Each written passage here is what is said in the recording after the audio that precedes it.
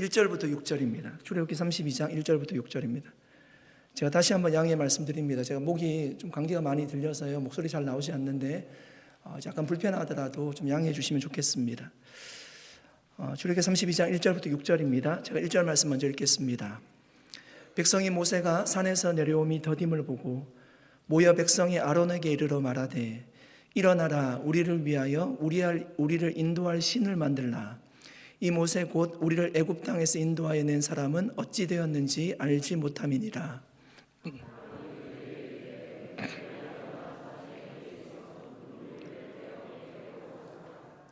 모든 백성이 그 귀에서 금고리를 빼어 아론에게로 가져가매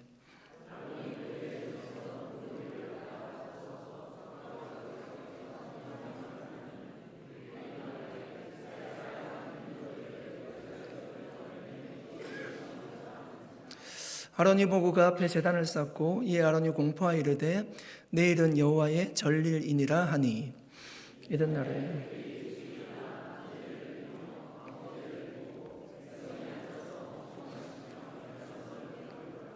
아멘. 우리 함께 기도하겠습니다. 하나님 아버지 감사드립니다. 오늘 함께 나누는 주의 말씀을 통해 우리의 영혼에 풍성한 은혜로 생수의 강이 흘러넘치게 하옵소서. 우리의 마음을 만지시고 심령의 은혜를 부어주시는 성령 하나님께서 말할 수 없는 예기치 못한 은혜를 우리 가운데 내려주시옵소서. 감사드리며 예수님의 이름으로 기도드립니다. 아멘. 미국에 와서 배운 것 중 하나가 기다림인 것 같습니다. 뭔가를 빠르게 진행하려고 해도 제 마음대로 되는 것이 아니었습니다. 기다리는 수밖에 없었습니다. 답답할 때도 있었지만 그래도 이제는 많이 익숙해졌습니다. 여러분, 우리의 삶에서 뭔가를 기다린다는 것은 기대와 희망으로 기다릴 수도 있고요, 불안함과 초조한 마음으로 기다릴 수도 있습니다. 그것이 어떻게 결정이 되는가 하면 기다리는 대상에 의해서 결정이 됩니다. 결혼식을 기다릴 때는 기대와 희망으로 기다립니다. 그런데 어느 직장에 취직하려고 원서를 쓰고 기다릴 때는 답이 늦게 오면 불안함과 초조함으로 기다리게 됩니다. 여러분, 지금 이스라엘 백성들도 모세를 기다리고 있습니다. 모세가 시내산에 올랐는데 그의 행방이 묘연합니다. 아무리 기다려도 내려오지 않습니다. 마음에 불안함과 초조함이 밀려오기 시작합니다. 모세가 시내산에 오를 때요, 이스라엘 백성들에게 내가 며칠 동안 시내산에 다녀오겠다라고 얘기하지 않았습니다. 하나님께서 모세에게 말씀하여 주지 않았기 때문에 모세도 자신이 며칠 있을지 알지 못했습니다. 모세가 시내산에 오르고 시간이 아마 상당히 흘렀던 것 같습니다. 이스라엘 백성들은 아마 모세에게 어떤 일이 일어났을 거다, 어떤 일이 발생했을 거다라고 생각했던 것 같습니다. 여러분, 이스라엘 백성들이 생각할 수 있는 상식적인 선에서 몇 가지 우리가 답을 찾을 수 있습니다. 모세가 시내산에 오를 때요, 그 시내산을 보니까 빽빽한 구름이 덮였고요, 맹렬한 불이 타오르고 있었습니다. 아마 모세가 시내산에 올라서 그렇게 타는 불 가운데 들어갔기 때문에 그가 죽었다라고 생각했을 수도 있습니다. 아니면 빽빽한 구름이 있었기 때문에요, 모세가 시내산을 내려오다가 길을 잃었다고 생각할 수도 있습니다. 아니면 하나님이 모세를 부르셨잖아요. 하나님이 모세를 부르셨기 때문에 하나님과 영원히 거하기 위해서 시내산에서 이제는 내려오지 않을 거라고 백성들이 판단했을 수도 있습니다. 여러분, 지금 이스라엘 백성들의 마음에 어떤 마음이 있는지를 보십시오. 모세에 대한 걱정하는 마음이 아니라요, 모세에 대한 불신의 마음이 있습니다. 내려오지 않을 거다. 그 마음은 하나님께로 번져갑니다. 하나님이 이스라엘 백성들을 가나안 땅으로 인도해 주시겠다라고 말씀해 주셨는데 이제 어떡하지? 그런 하나님에 대한 불신의 마음이 생겼습니다. 여러분, 어떻게 갑자기 그렇게 이런 마음이 그들에게 들게 되었을까요? 이스라엘 백성들이 광야 생활을 시작하면서 그들 눈앞에 항상 보이던 것이 있었습니다. 그것이 무엇인가 하면 구름기둥과 불기둥이었죠. 그 구름기둥과 불기둥을 보면서 지금까지 달려왔습니다. 그런데 지금 자신들의 눈앞에요, 구름기둥과 불기둥이 없어졌습니다. 어디 있는가 보니까 시내산에 있어요. 시내산에 구름기둥과 불기둥 임해 있는 겁니다. 무슨 얘기인가 하면 하나님이 자신을 떠났다라고 해석할 수 있습니다. 하나님 모세와 함께 하시는구나, 우리와 함께 하지 않는구나 라고 생각할 수 있습니다. 그런 마음이 드니까 굉장히 불안했을 겁니다. 앞으로 이 험한 광야 생활을 어떻게 하지? 하나님 가나안 땅으로 인도해 주시겠다고 약속했는데 우리는 어떻게 가나안 땅을 찾아가지? 그래서 그들은 모세가 시내산에 오르면서 대리자로 세웠던 아론에게 찾아가서요, 그들이 이렇게 요청합니다. 1절 말씀입니다. 백성이 모세가 산에서 내려옴이 더딤을 보고 모여 백성이 아론에게 이르러 말하되, 일어나라, 우리를 위하여 우리를 인도할 신을 만들라. 이 모세 곧 우리를 애굽 땅에서 인도하여 낸 사람은 어찌 되었는지 알지 못함이니라. 여러분, 우리는 이 말씀 속에서요, 이스라엘 백성들이 왜 불안해하는지 그 이유를 알 수 있습니다. 그들이 왜 불안해하고 있습니까? 이 모세 곧 우리를 애굽 땅에서 낸 이 사람은 어찌 되었는지 알지 못함이니라. 여러분, 그들은요, 자신들을 애굽에서 이끌어낸 사람이 모세라고 생각하고 있습니다. 하나님이 그들을 이끌어냈다라고 얘기하지 않아요. 모세가 우리를 이끌어냈다. 그들이 모세를 얼마나 의지하고 있는지를 보십시오. 그런데 그 모세가 눈앞에서 사라진 것입니다. 그들이 초조해하고 불안해했던 이유는요, 모세를 믿고 있었어요. 사람을 믿고 있었다는 얘기입니다. 여러분, 우리는 사람과의 관계 속에서 살아가게 되죠. 사회생활도 그렇고요, 신앙생활도 우리가 관계 속에서 교회 생활을 하고 있습니다. 교회 안에서도 여러분, 교제가 그래서 얼마나 중요한지 모릅니다. 그 교제 때문에 기뻐하고 교제 때문에 안식을 잃고 즐거워합니다. 그런데 그 교제라고 하는 것이요, 양날의 검과 같아요. 교제가 꼭 필요하기는 하지만 교제에 너무 마음을 두면요, 마음이 상하면 하나님을 떠나는 원인이 될 수도 있습니다. 서로의 관계가 좋을 때는 하나님을 의지하지 않고요, 사람을 더 의지하게 돼요. 그러면 믿음의 깊이가, 뿌리를 깊이 내리기가 어려워요. 반면에 서로의 관계가 좋지 않으면 어떻게 될까요? 그 관계 때문에 하나님을 떠나게 됩니다. 그렇기 때문에 우리는 친밀한 사귐과 교제가 꼭 필요하지만 그 관계를 이어준 분이 누구인지를 기억해야 됩니다. 우리의 믿음의 뿌리를 사람에게 두는 것이 아니라 하나님께 두어야 한다는 말씀입니다. 이스라엘 백성들이 지금 시험에 든 이유가 무엇입니까? 모세를 믿었기 때문이에요. 모세를 의지했기 때문입니다.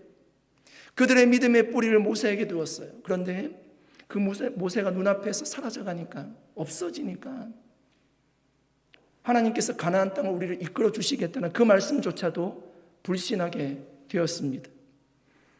제가 청년 때 친구들을 몇 명 교회로 전도했습니다. 교회에 정말 관심이 없는 친구들이었습니다. 전혀 교회를 다녀보지 않은 친구들이었어요. 교회를 왜 나왔는가 하면 저와의 관계 때문에 교회에 나왔습니다. 수개월 동안 교회를 나왔는데요, 친구들이 다 교회를 떠났습니다. 저와의 관계가 그 친구들의 신앙을 굳건하게 하지 못했습니다. 여러분, 우리 누구도 마찬가지거든요. 누군가를 전도했을 때도 마찬가지예요. 처음에는 그 전도한 사람이 왜 나오는가 하면 그 사람과의 관계 때문에 교회를 나오게 돼요. 그런데 그 관계가요, 신앙을 가질 수 있도록, 뿌리를 깊이 내릴 수 있도록 하지 못한다는 겁니다. 결국은 우리의 숙제가 무엇인가 하면 우리의 관계 때문에 교회를 나왔지만 그분들 개인이 하나님을 만날 수 있도록, 나를 통해서 교회에 나왔지만 예수 그리스도를 만날 수 있도록 기도하고 인도하는 것이 우리의 숙제이지 않습니까? 사람을 의지하게 하면 안 되고 하나님을 의지할 수도 있도록 이끌어가는 것이 우리의 역할이죠. 사랑하는 여러분, 우리의 믿음의 뿌리를 어떤 경우에라도 사람이 아니라 하나님께 둘 수 있기를 바랍니다. 우리도 여러분, 하나님께 믿음의 뿌리를 깊게 내리지 않으면요, 사람 때문에 상처받고요, 사람 때문에 시험에 들고요, 사람 때문에 교회를 떠나게 됩니다. 사람은 교제의 대상이지 우리가 의지해야 될 대상이 아니기 때문에 그렇습니다. 저와 여러분의 믿음의 뿌리를 정말 하나님께 깊이 두셔서 흔들리지 않는 견고한 믿음의 신앙을 가질 수 있기를 예수님의 이름으로 간절히 축복합니다. 여러분, 제가 질문 하나 드리겠습니다. 드라큘라가 싫어하는 사람은 누굴까요? 맞춰보십시오. 목이 더러운 사람, 목이 짧은 사람, 찔러도 피 한 방울 나올 것 같지 않은 사람이라고 합니다. 드라큘라가 가장 싫어하는 사람 누굴까요? 피도 눈물도 없는 사람이라고 합니다. 여러분 웃어주셔서 감사합니다. 여러분 하나님이 싫어하는 사람 누굴까요? 말씀대로 살아가지 않는 사람, 죄인인데도 불구하고 회개하지 않는 사람, 교만한 사람, 이런 사람 등등 하나님이 싫어하는 사람입니다. 그런데 여러분 하나님이 가장 싫어하는 사람 누굴까요? 10계명에 보니까 제1계명이 너는 나 외에는 다른 신을 내게 두지 말라고 합니다. 그 다른 신이라고 얘기하는 것은 하나님 외에 우상을 얘기하는 겁니다. 우상을 만들지도 말고 섬기지도 말라는 얘기입니다. 2계명은 무엇입니까? 너를 위하여 새긴 우상을 만들지 말고 또 하늘에 있는 것이나 아래로 땅에 있는 것이나 땅 아래 물속에 있는 것에 어떤 형상도 만들지 말며 그것들에게 절하지 말며 그것들을 섬기지 말라고 합니다. 여러분 하나님이 가장 싫어하는 것이 우상을 섬기는 거예요. 우상을 만드는 것입니다. 이스라엘 백성들은 모세의 소식도 끊어지고 불기둥과 구름기둥도 없어지고 이제 아론에게 요청하고 있어요. 우리를 위하여 우리를 인도할 신을 만들라. 여러분 이 말씀 속에요, 우리가 신을 왜 섬기는지, 우상을 왜 섬기는지가 들어있습니다. 왜 우상을 섬깁니까? 나를 위해서, 우리를 위해서, 우리를 위해서 신을 만들라는 겁니다. 여러분 종교개혁자 칼빈이 이렇게 얘기했습니다. 인간의 마음은 우상을 만드는 공장이래요. 아프리카 오지의 작은 마을에 한번 가보십시오. 거기도 우상을 섬기고 있고요.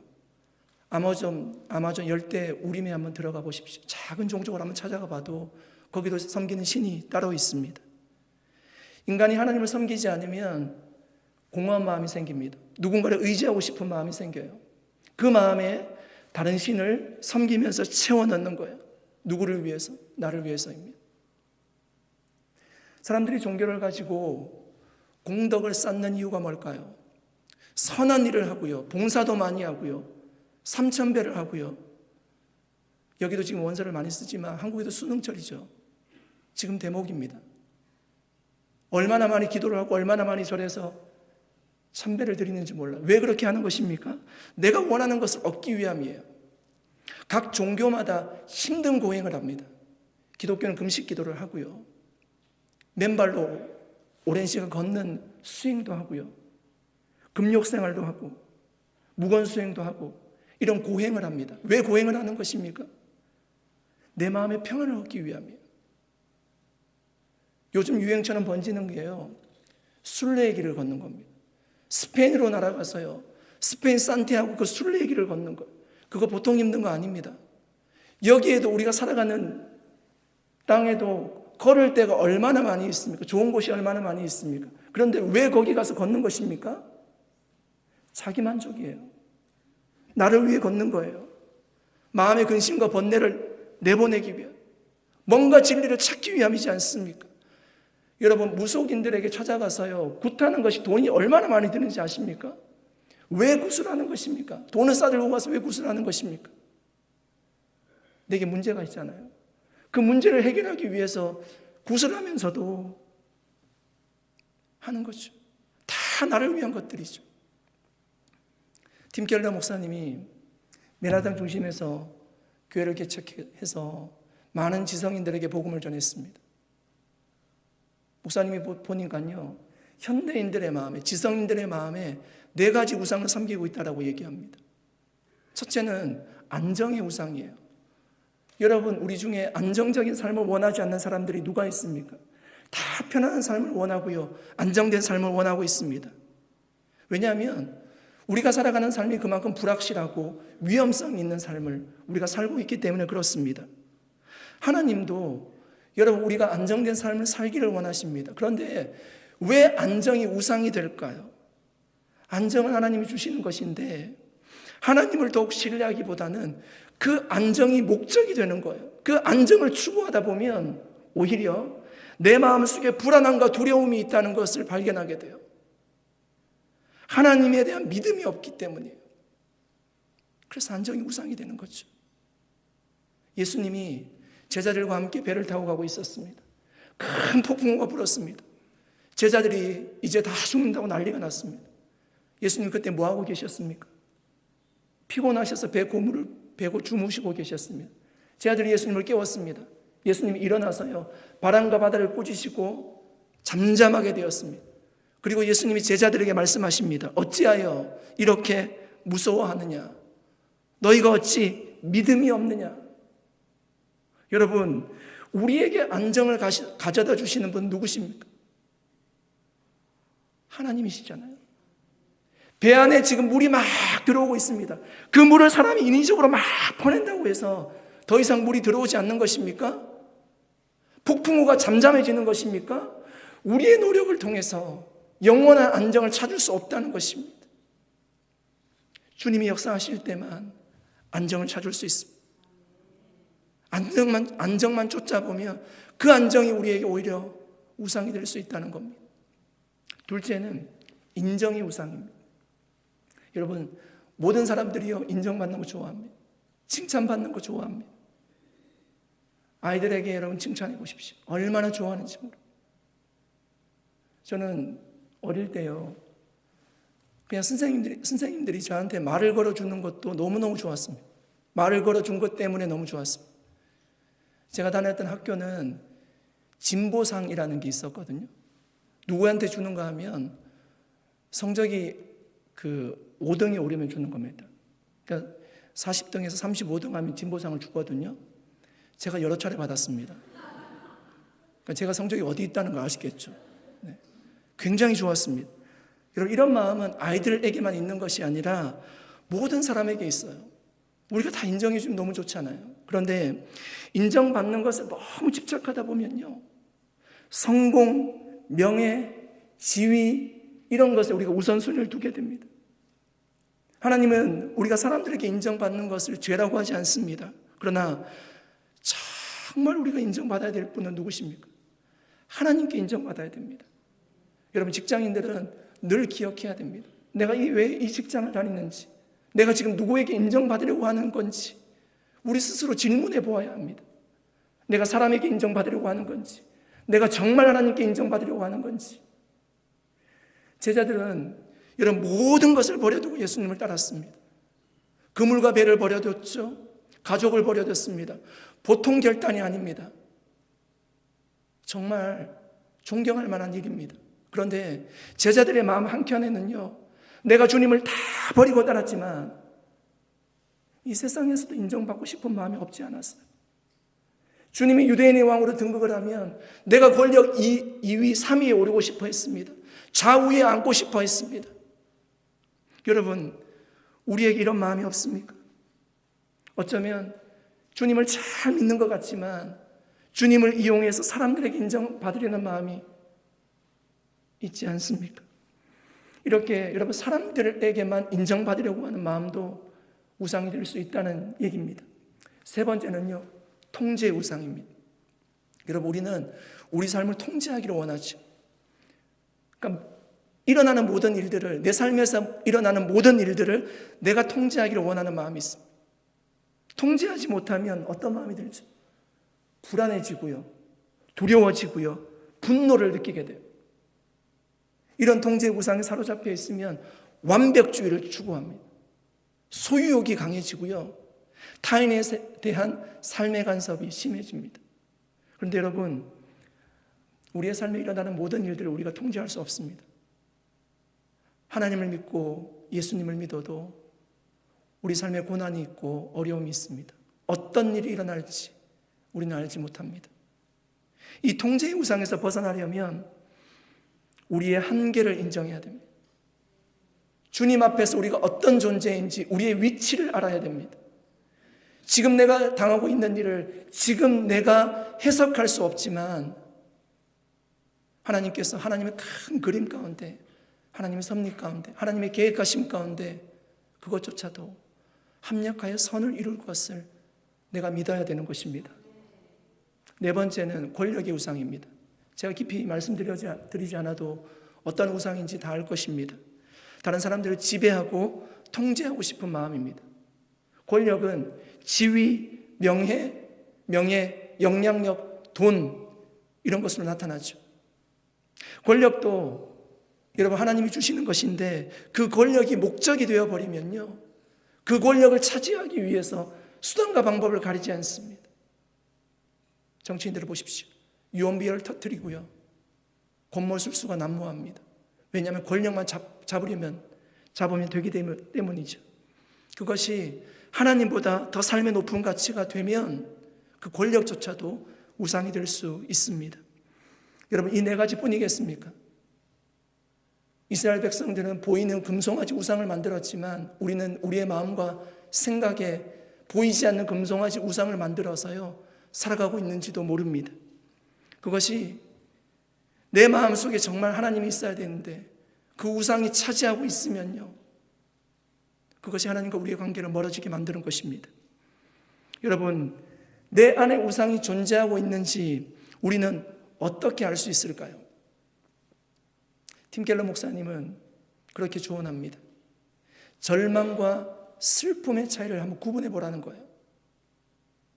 슬픔은 위로받을 수 있는 고통이에요. 슬픔은 좋은 것들 가운데 하나를 잃을 때 찾아와요. 예를 들면 직장을 잃는 것, 슬픈 일이죠. 그런데 가정에 돌아가면요, 나를 위로해 줄 가족이 있습니다. 슬프지만 절망적인 상황은 아니에요. 반면 절망은 무엇일까요? 위로받을 길이 없는 거예요. 궁극적인 것을 잃어버릴 때 찾아오는 마음이 절망이죠. 이렇게 우리의 삶을 절망으로 이끌어가는 그 무엇이 내 안에 있다면 그것이 나에게는 우상이 될 수 있다는 거죠. 가장 의지했던 것이 사라졌기 때문에 절망하는 것입니다. 직장을 잃었습니다. 직장을 잃는 건 슬픈 거죠. 그런데 직장을 잃고 슬픔으로 절망하고 있어요. 모든 것이 하기 싫고 모든 것을 다 내려놓고 싶습니다. 신앙생활도 하기 싫어요. 어떤 것도 하기 싫습니다. 그러면 그 사람에게는요, 그 직장이 우상이었을 수 있습니다. 자녀를 사랑하는 것 선한 마음이잖아요. 그 가정에 주신 하나님의 기업입니다. 부모에게 자녀를 양육할 책임이 있습니다.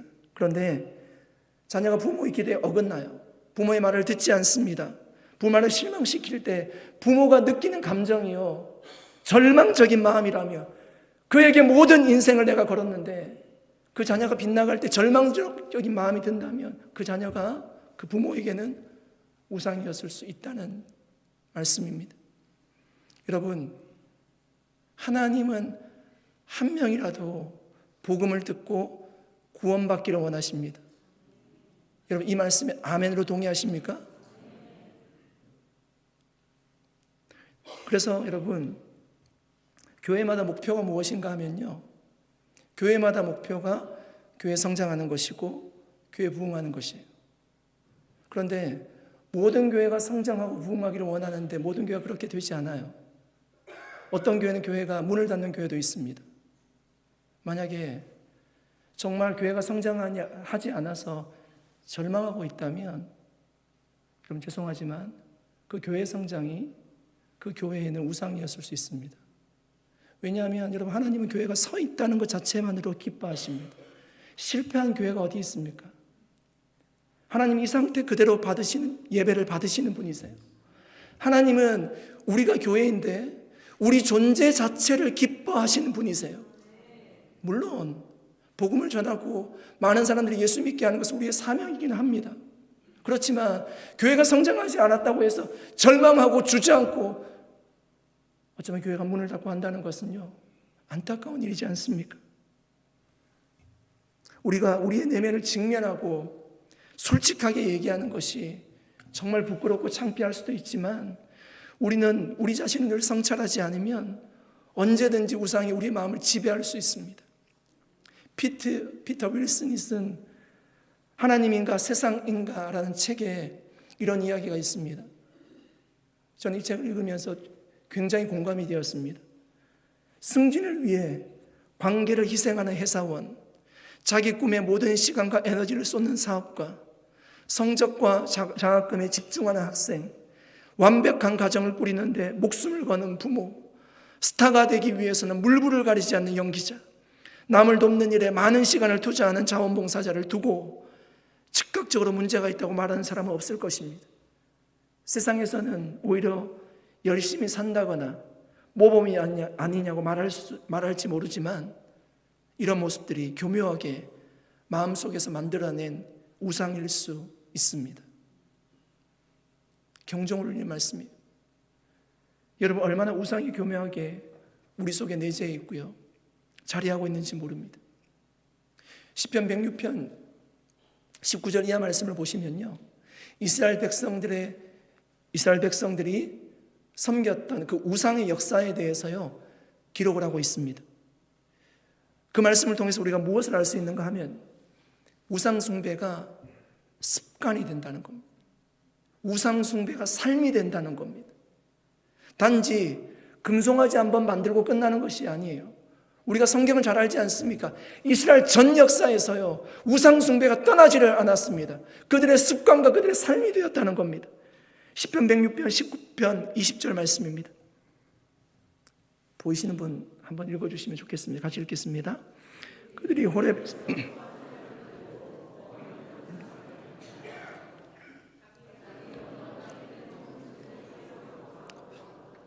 여러분, 이스라엘 백성들이 애굽에서 나올 때요 하나님께서 그들에게 10가지 재앙을 보여주셨습니다. 그 재앙을 통해서 그들이 무엇을 알았는가 하면 우상은 아무것도 아니라는 것입니다. 정말 무능력한 신이었어요. 무력한 신이었습니다. 그런데 광야 생활을 하면서요 하나님이 보이지 않고 모세가 보이지 않으니까 자기가 봤던 그 우상을 만들고 있습니다. 무슨 얘기예요? 믿음이 약해지면요 뭔가 다른 것을 채우려고 합니다. 그것이 우상이라는 거죠. 시편 106편 28편 29절 말씀입니다. 같이 한번 읽어주실래요?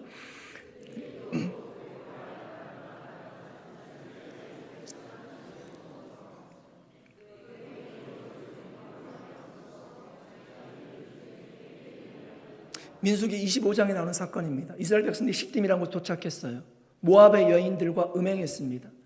모압의 신들에게 제사를 할 때 이스라엘 백성들을 초대했습니다. 거기에 가서요 모압의 신에게 절을 합니다. 그리고 잔치를 벌였습니다. 술을 먹고 잔치를 벌였습니다. 그 잔치는 성적인 잔치였습니다. 어디서 그런 일을 했을까요? 하나님의 임재가 있는 성막 앞에서 했습니다. 시편 106편 34절 37절 말씀입니다. 같이 한번 읽어주십시오. 그들은 여호와께서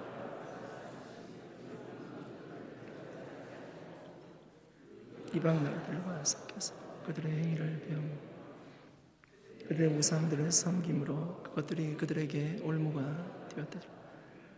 그들이 그들의 자녀를 악기들에게 희생제물로 바쳤더라. 우상을 섬기는 것, 거기까지 나간 것도 심한 것인데 거기서 끝나지 않죠. 어떻게 이렇게까지 할 수 있습니까? 자기의 자녀를요 우상에게 제물로 드리는 것입니다.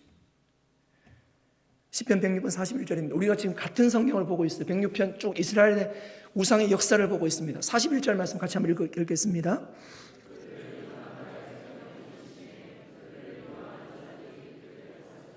여러분, 이스라엘의 나라가 망한 이유가 무엇입니까? 우상을 숭배했기 때문이에요. 그들이 가장 지키고자 원했던 성전이 무너진 이유가 무엇입니까? 우상을 섬겼기 때문이에요. 여러분 보십시오.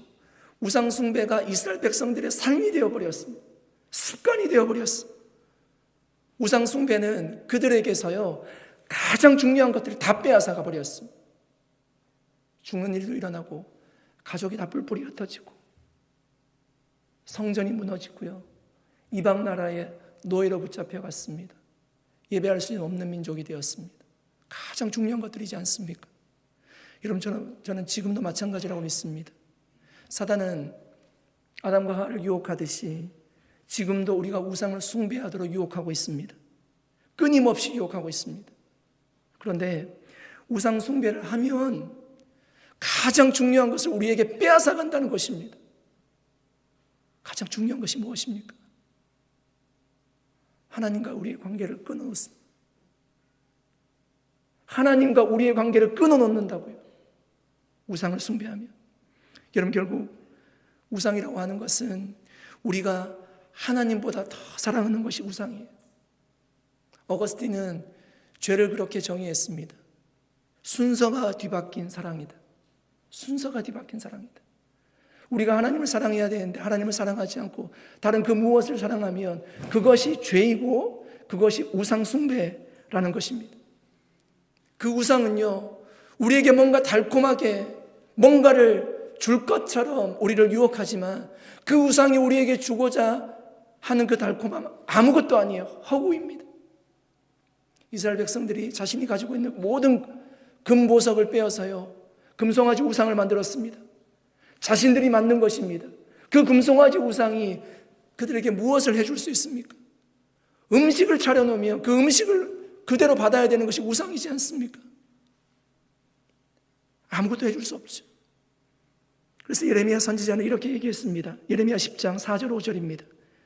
그들이 은과 금으로 그것에 꾸미고 목과 장도리로 그것을 든든히 하여 흔들리지 않게 하나니 그것이 둥근 기둥과 같아서 말도 못하며 걸어다니지도 못하므로 사람이 메어야 하느니라. 그것이 그들에게 화를 주거나 복을 주지 못하나니 너희는 두려워하지 말라 하셨느니라. 여러분, 사람들이 아무것도 해줄 수 없는 그 우상을 만들어 놓는 이유가 뭘까요? 우상을 만들어 두고요, 그 우상이 나에게 주리라고 생각하는 것들을 앞으로 줄 것이라고 믿고 내 마음에 그냥 정서적인 안정감을 얻을 뿐입니다. 주리라고 믿는 거예요. 그리고 그냥 마음의 평안함을 가지도록 스스로 노력하는 것입니다. 고린도후서 6장 16절 말씀입니다. 하나님의 성전과 우상이 어찌 일치가 되리요? 우리는 살아계신 하나님의 성전이라. 이와 같이 하나님께서 이르시되 내가 그들 가운데 거하며 두루 행하여 나는 그들의 하나님이 되고 그들은 나의 백성이 되리라. 사랑하는 여러분, 우리는 결정해야 됩니다. 누구를 섬길 것입니까? 하나님과 우상을 겸하여 섬길 수 없습니다. 여호수아는 이렇게 고백했습니다. 여호수아 24장 15절 말씀입니다. 만일 여호와를 섬기는 것이 너희에게 좋지 않게 보이거든 너희 조상들이 강 저쪽에서 섬기는 신들이든지 또는 너희가 거주하는 땅에 있는 아모리 족속의 신들이든지 너희가 섬길 자를 오늘 택하라. 오직 나와 네 집은 여호와를 섬기겠노라 하니. 사랑하는 여러분, 우리는 하나님의 성전이 되었습니다. 하나님의 성전이 우리에게 하나님 임재해 계십니다. 우리의 예배를 받으시고요, 우리의 기도를 받으시고 우리와 동행해 주십니다. 그 주님이 우리의 아버지가 되시고 우리는 그분의 자녀와 백성이 되었습니다. 안정, 인정, 권력, 그 모든 것이 하나님께서 우리에게 주시는 것입니다. 여러분, 무엇이 부족하십니까? 여러분, 그럼에도 불구하고요, 사람들이 우상 숭배에 빠지는 이유가 있을 겁니다. 왜 우상을 섬길까요? 우상 숭배 치고요, 재미없는 것이 없기 때문입니다. 다 기쁜 거고요, 다 즐거운 것이기 때문입니다. 여러분, 정말 재미있는 것들을 조심해야 됩니다. 오늘도 본문에 보니까 막 춤을 추면서 얼마나 즐거워하고 있는지 모릅니다. 감정적으로 우리를 흥분시키는 것을 조심해야 됩니다. 여기엔 다 해보신 분이 없겠지만 마약이 사람을 흥분시킨다고 하잖아요. 그런데 그 마약의 결국은 우리가 잘 알고 있습니다. 어떻게 될지. 성적인 타락도 마찬가지이죠. 우리를 흥분시키는 것은 조심해야 될 것들입니다. 아이들이 게임에 빠지면 학생의 본분이 공부를 하지 않습니다. 그것이 그들에게 우상이 되어버리는 거죠. 어떤 분은 그런 얘기 하더라고요. 운동을 하는 짐이 사람들에게 신전이 되었대요. 건강을 위해서 운동을 하는 것은 좋은 것입니다. 건강을 지켜야 됩니다. 저도 운동하잖아요. 운동을 하셔야 됩니다. 그런데 건강을 위해서 운동하는 것을 넘어서서요, 아름다움을 위해서 운동을 합니다. 그냥 보이는 아름다움이에요. 약을 먹거나 주사를 맞거나 해서 몸을 만들어 가는데 내면은 다 상해가는 것입니다. 몸의 균형이 다 깨어져 가는 것입니다. 미를 쫓아가면 그 아름다움이 되지 않아요. 과도한 성령을 하거나 심한 다이어트로 하나님께서 주신 미를 잃어버리게 되죠. 우상이 되는 겁니다.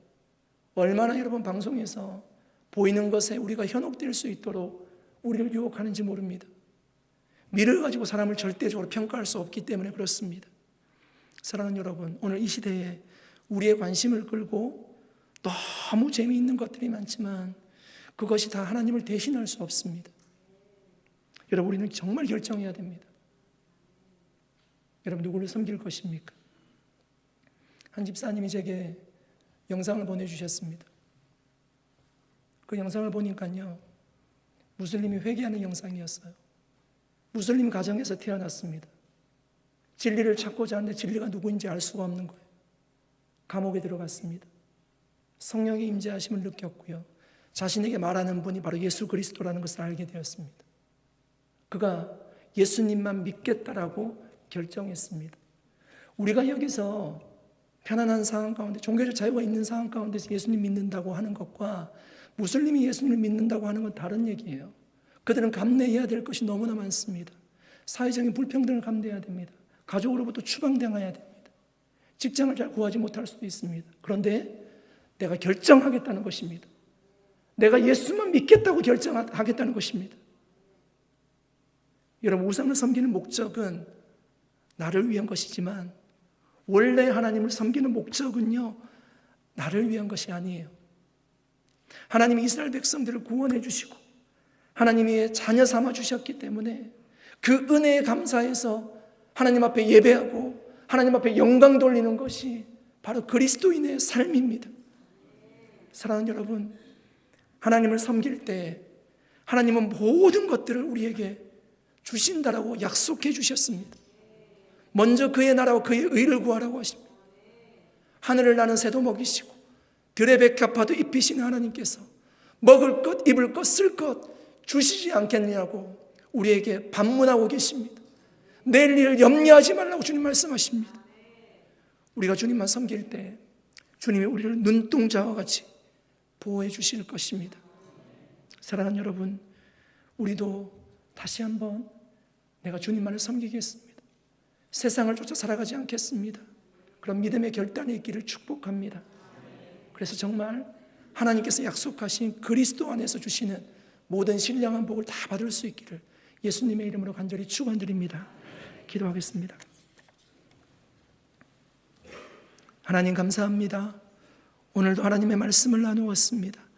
하나님이 가장 싫어하는 것이 우상 숭배인데 하나님, 우리의 마음을 늘 성찰할 수 있도록 도와주시고 우상을 숭배하는 것이 아니라 오직 하나님만 숭배할 수 있도록 역사하여 주셔서 하나님께서 주시는 모든 신령한 복을 누리며 살아갈 수 있도록 인도하여 주시옵소서. 감사드리옵고 예수님의 이름으로 기도드리옵나이다. 아멘. 우리 다 같이